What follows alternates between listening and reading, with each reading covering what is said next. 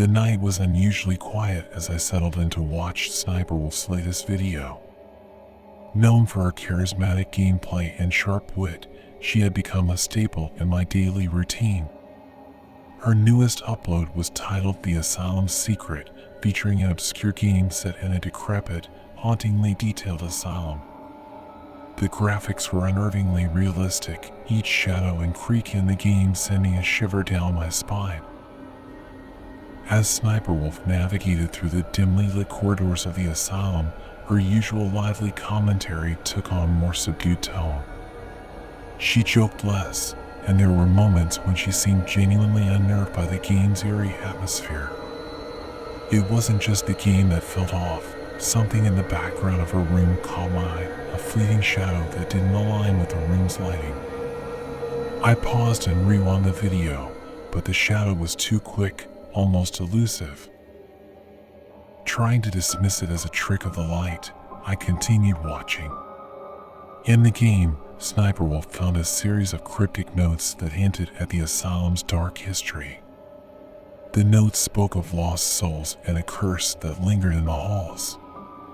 The realism of the game was remarkable, and Sniperwolf's reactions seemed increasingly genuine, her jokes replaced by tense silence. Then, another odd occurrence, a faint whisper in the background of her audio. It was so soft I wasn't sure I had heard it at first. I increased the volume, straining to listen, and there it was again, a whisper that didn't sound like it belonged to the game or Sniperwolf. It was indistinct, yet it filled me with an inexplicable sense of dread. After the video ended, Sniperwolf looked visibly shaken, quickly signing off with a forced smile. It was the last video she uploaded. Days turned into a week with no new posts or updates on her social media. It was unlike her to disappear without notice, and concern began to grow among her fan base, myself included. That night, after the video, was when the strange occurrences began for me. I started noticing shadows in my room, similar to the one I'd seen in Sniperwolf's video.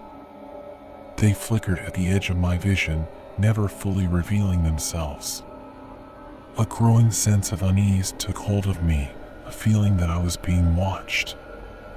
The whispers I heard in the video seemed to echo in my ears when the house was quiet. As the days passed, the line between the game and Sniperwolf's video and my reality began to blur. I'd wake up from nightmares set in the asylum, feeling as if I'd really been there. The whispers grew louder, more persistent, as if urging me towards something. And then, one evening, my computer turned on by itself, the screen displaying the start menu of the asylum game, a game I never downloaded. The horror that began as a simple video was seeping into my life, blurring the lines between the digital world and reality.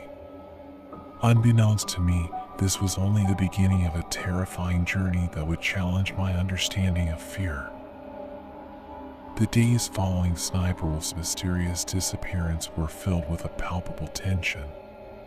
Her absence from social media was met with growing concern and wild speculations among her fans. I found myself frequently checking her channel for updates, but there were none. The last video, The Asylum's Secret, continued to haunt me, especially the fleeting shadows and unexplained whispers that seemed more real than edited effects. My nights became restless. The eerie atmosphere of the game lingered in my mind, making every creak in my house sound sinister. The shadows I had started noticing seemed to grow more distinct, taking on ominous forms in the corners of my room.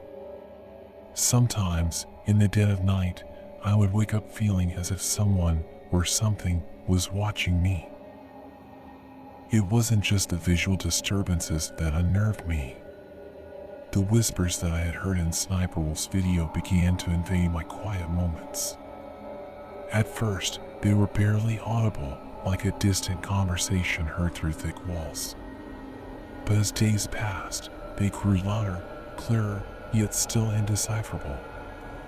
These whispers seemed to come from nowhere and everywhere at once, filling my room with an otherworldly presence. My attempts to distract myself with other things proved futile.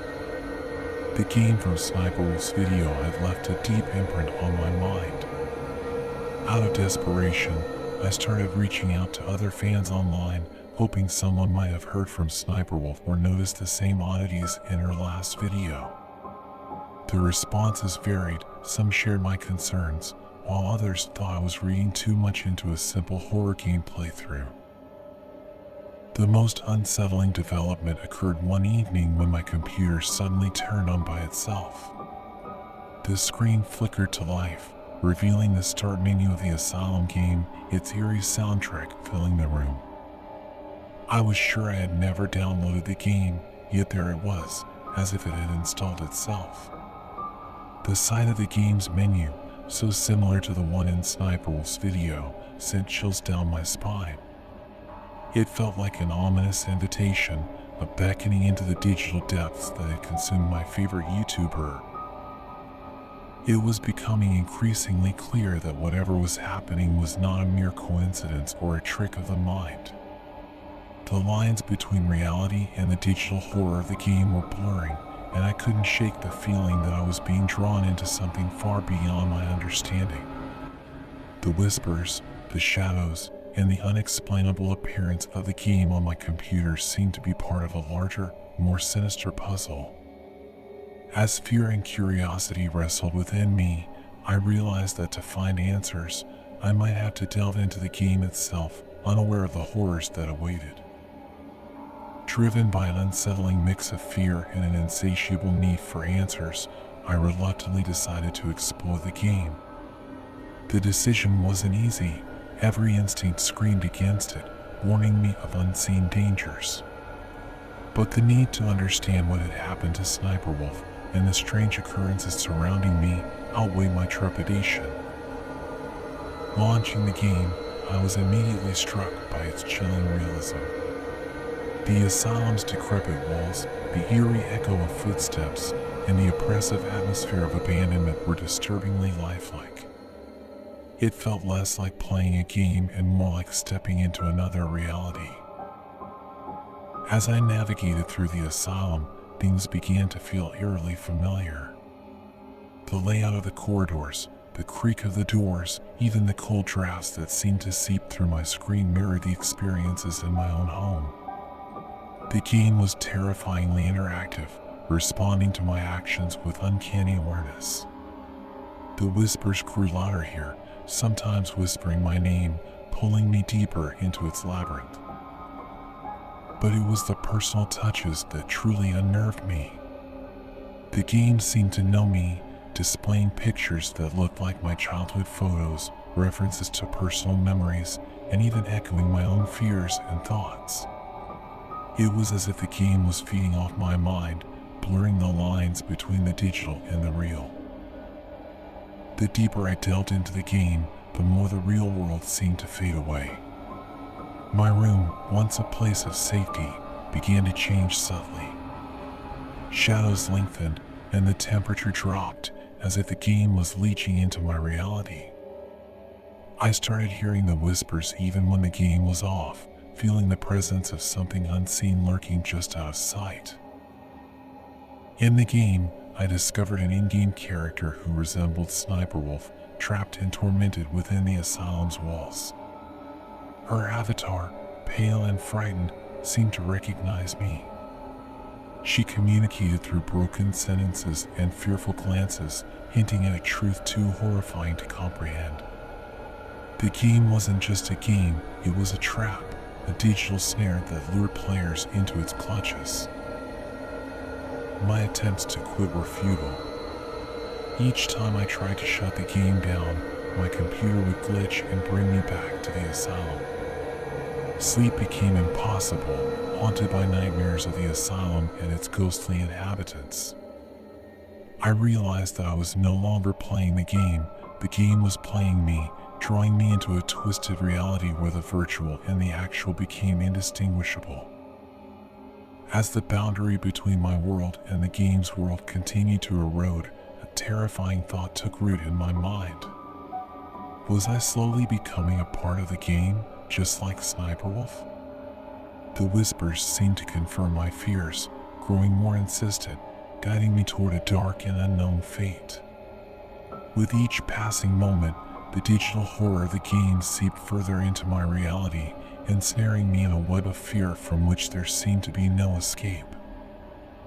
The final descent into the game's heart was a journey through both my own fears and the digital abyss that had claimed Sniperwolf. The boundaries of my room and the asylum blurred until I couldn't tell where one ended and the other began. The air grew cold, and the once familiar walls of my home seemed to warp and decay into the game's environment. The whispers were now clear, speaking directly to me, urging me onward. In the game, I found myself in a room that mirrored my own, down to the smallest details. It was an unsettling revelation.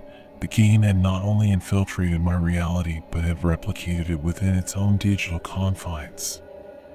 There, amidst the eerie doppelganger of my room, I encountered the avatar of Sniperwolf, or what was left of her digital self. She was a shadow of her vibrant online persona, her avatar's eyes hollow with an unspeakable horror.